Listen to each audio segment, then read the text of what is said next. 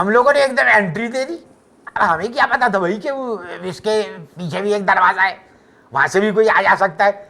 जैसे ही दरवाज़ा खुला तो वो कारखाने का मालिक अंदर ही बैठा हुआ था, कोई बलोच था। हम लोगों पे जैसे ही नजर पड़ी कहने लगा, अरे तुम ये सुनना था कि हम लोग तो निकल के भागे वहां से।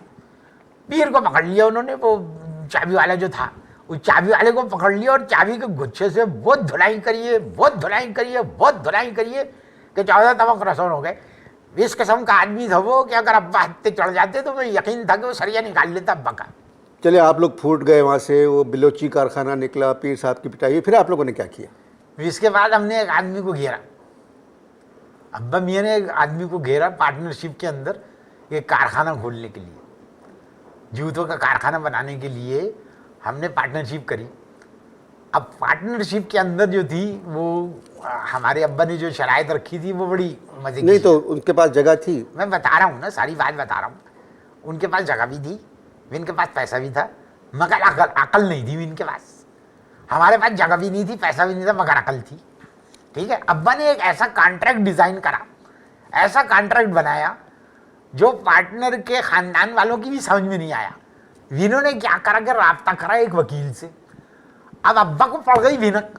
अब्बा मुझसे कहने लगे, नफीस ये वकील से मालूमात कर रहे हैं। लो भाई, अब्बा वहां पहुंच गए और अब्बा ने मनमोहन के घर का एक पलंग, एक अलमारी और एक सोफा पुराना, वो जाके उनको दे दिया, वकील साहब को। वकील साहब को दे दिया। वकील साहब को जब ये चीजें मिली ना तो वो तो अब्बा के पैरों के सरिये पे पड़ गए। खैर, अब जनाब क्या हुआ? नहीं तो वकील ने क्या कहा उनसे? वकील ने कहा कि भाई इस तरह का कॉन्ट्रैक्ट मैंने इससे पहले कभी देखा ही नहीं। ये पार्टनर से कहा? नहीं, इससे विनो ने मेरे अब्बा के पार्टनर से किया कि ऐसा कॉन्ट्रैक्ट मैंने पहले कभी देखा ही नहीं, चीजें जो मिल गई थी। अच्छा, तो कॉन्ट्रैक्ट क्या था? कॉन्ट्रैक्ट क्या था? कॉन्ट्रैक्ट ये था भाई अनवर कि जानवर पकड़ेंगे हमारे पार्टनर। क्या जानवर पकड़ेंगे? अब्बा की सियाणपति आपको नहीं पता, अब्बा बड़े सियाणे आदमी थे। वो ये था कि जानवर पकड़ेंगे हमारे पार्टनर, गोश्त आएगा हमारे घर पे, चमड़ा जाएगा हमारे कारखाने में, 60% मुनाफा जो है वो हम लोग लेंगे, 40% मुनाफा जो है पार्टनर को देंगे। ये सुनते ही जनाब वकील के तो कान खड़े हुए, कहने लगा 2 किलो गोश्त जो है वो मेरे घर भी आएगा। अब्बा ने फटा मचा दी, वो इतनी आसानी से काम मानने वाले थे। खैर, खुदा करके 1 किलो के ऊपर अब्बा राजी हुए, वो भी इस शर्त के ऊपर कि सुबह वो वकील साहब खुद आके गोश्त लेके जाएंगे दुकान से। आप लोगों की हरकतों पर तो एक फिल्म बन सकती है। हरकतें क्या मतलब है भाई अनवर? आपने ये क्या बात करी है, ये क्या पोज बात करी है आपने कि हरकतें क्या? भाई हमारा हक है जो हम हिंदुस्तान में छोड़ के आए थे। क्या छोड़ के आए थे? दिल्ली में आपकी दुकान थी जूतों की। ये इस तरह का शाउट करके बात नहीं करना मेरे साथ, मैं बता रहा हूँ। दिल्ली में दिल्ली में जो है ना, हमारे जो जूते थे वो गोरे पहनते थे, गोरे। समझ में आई बात भाई अनवर? ऐसे नहीं, गोरे पहनते थे। लॉर्ड माउंटबेटन का नाम सुना है कभी आपने? एक दफा लॉर्ड माउंटबेटन ने अब्बा को बुला के कहा कि पंडित जवाहरलाल नेहरू के ऐसे जूते बनाना कि जब वो चले तो उसमें से चू चू की आवाजें आए, ताकि मुझे पता चल जाए और मैं अपनी बीवी के पास वहां लान में पहुंच जाऊं। बात कर रहे हैं आप? देखिए, जहां तक मुझे मालूम है, मैंने कई किताबें पढ़ी हैं जिसमें लिखा है कि पंडित जवाहरलाल नेहरू ने कभी हिंदुस्तान का बना हुआ जूता नहीं पहना। इसका मतलब ये है कि मेरे ऊपर इल्जाम लग रहा है कि मैं झूठ बोल रहा हूं। नहीं, आप इन बातों को रहने दें। क्यों रहने दे? अपने कारखाने का बताएं। अपनी क्यों रहने दे? मेरी नॉलेज के मुताबिक जो है पंडित जवाहरलाल नेहरू के पास 12 पंक्तियां ऐसी थी जिसमें से चू चू की आवाजें आती थी। बात कर रहे हैं आप? आती होंगी पंपिंग में से चू चू की आवाज। हाँ। कॉन्ट्रैक्ट की बात करें, जानवर आपके पार्टनर खरीदेंगे। हाँ। उनका गोश्त आपके घर जाएगा। खरीदेंगे नहीं, जानवर हमारे पार्टनर पकड़ेंगे। गोश्त हमारे घर के ऊपर आएगा, आपके घर जाएगा। चमड़ा जो है कारखाने में जाएगा। जूते आप डिजाइन करेंगे। लो भाई, कारखाना चल पड़ा, कारखाना जो है दबा के चल पड़ा। अब जो गोश्त हमारे घर पे आ रहा था वो तो धड़ाधड़ जानवर पकड़ लेते हमारे पार्टनर, गोश्त हमारे घर पे आ रहा था।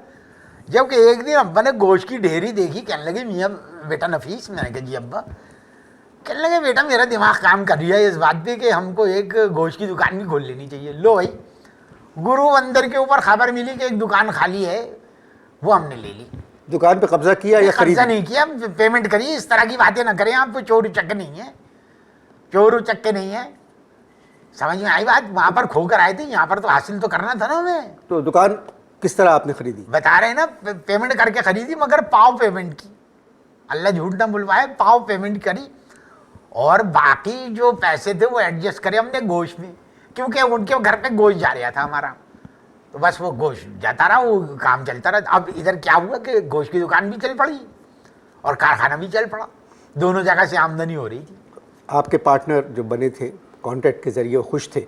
वो चुप थे, बाखुदा वो चुप थे। और भाई अनवर, जब जो शख्स जो है वो चुप हो तो ये पता नहीं लगता कि खुशी में चल रहा है कि दुख में चल रहा है। अभी तक वो आपके पार्टनर हैं? अजय तौबा कीजिए, किधर के पार्टनर। 69 के अंदर वो अब्बा के पैरों के सरिये पे गिर गए, वो कहने लगे भाई खुदा के लिए हमें माफ़ कर दो, हमें पार्टनरशिप नहीं करनी। अब्बा कहने लगे भाई क्या हुआ? कहने लगे नहीं मियाँ, हमें पार्टनरशिप करनी नहीं है, कि जानवर भी हम पकड़ लें, गोश्त भी तुम्हारे घर जा रहे हैं, चमड़े उधर जा रहे हैं, 60% मुनाफा भी चल रहा है, और पार्टनरशिप खत्म कर दी। अब मैंने रहम खा के 12,000 रुपये दिए और 12,000 रुपये में उनका कारखाना खरीद लिया। 12,000 का कारखाना खरीद लिया आप लोगों ने? लो भाई, आप तो इस तरह से हैरत की बात इजहार कर रहे हैं। वकील तो कह रहे थे कि 12,000 भी मत दो। मैंने कहा भाई ये कैसे हो सकता है? कहने लगे 2 किलो गोश्त तुम मेरे घर के ऊपर ज़्यादा कर दो, देखो मैं एक नई शिक निकालता हूँ। मैंने हाथ जोड़ लिए, मैंने कहा नहीं भाई नहीं, रहने दो भाई, अल्लाह को भी मुँह दिखाना है। यानी जिस वक्त पे दुकान खरीदी, वो ज़मीन खरीदी थी, उस वक्त 12,000 रुपये की थी। तो आपके पार्टनर मान गए? हैं? 12,000 पार्टनर मान गए आपके?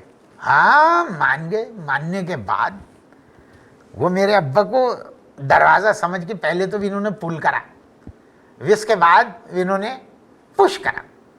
लो भाई पुश करा तो अब्बा की निकली चीख, क्योंकि अब्बा लंगड़े थे, बैलेंस कायम नहीं रख सके। लो भैया अब्बा पलट गए, जैसे ही गिरे तो इनकी बहुत जोर की चीख निकली, उनकी पसली टूट गई। ये हुआ।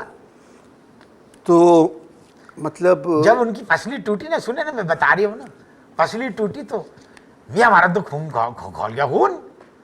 मैं तो दौड़ा पार्टनर को पकड़ने के लिए, लेकिन अब्बा ने इशारा करा कि नहीं इसको जान दो, क्योंकि अब ये नहीं आएगा। तो अब कारखाना आपका है? जी हाँ, कारखाना हमारा है। और गोश्त की दुकान? गोश्त की दुकान जो है वो हमने बंद कर दी, अब कारखाना ही चल रहा है। बस ये है कि अब हम खाले जो है वो खुद खरीदते हैं। जानवर नहीं पकड़ते? भाई कैसे पकड़ते जानवर? जानवर पकड़ते थे हमारे मामू, इन्होंने पता नहीं एक दिन किस किस्म के ऊँट के ऊपर हाथ धर दिया, ऊँट मुड़ा और उसने चबा लिया, उनका ये सारा बोंडा चबा लिया पूरा। लो भाई मामू कहने लगे तवा करो, खाले खरीदेंगे सिर्फ। तो अगली बिजनेस का क्या सोचा है? हाँ, अब्बा का इंतकाल हो गया भाई। हाँ, अब्बा का इंतकाल हो गया। अब्बा असल में चल नहीं पाते थे, वो होते तो कुछ बिजनेस का सोचते, क्योंकि वो पैर के अंदर सरिया लगा हुआ था, लंगड़ा के चलते थे, और पसलियाँ टूटने की वजह से तो बिल्कुल ही बैलेंस आउट हो गया था ना। यानी एक कदम चलते थे और कथक डांसर की तरह से यूँ मुड़कर वो चक्कर बैठ जाते थे। हाँ, लो मियाँ भाई अनवर, एक दिन ऐसे बैठे कि फिर 4 आदमियों ने उठाया, अल्लाह जन्नत नसीब करे। जूते बिक रहे हैं? जूते बिक रहे हैं आजकल? भाई मैं क्या कहूँ, इस सहाफ़ी को जिसने बगदाद में जूता चलाया था ना बुश पे, तौबा तौबा तौबा, इसने तो जूते के सारे कारोबार को पूरी दुनिया में ठप कर दिया।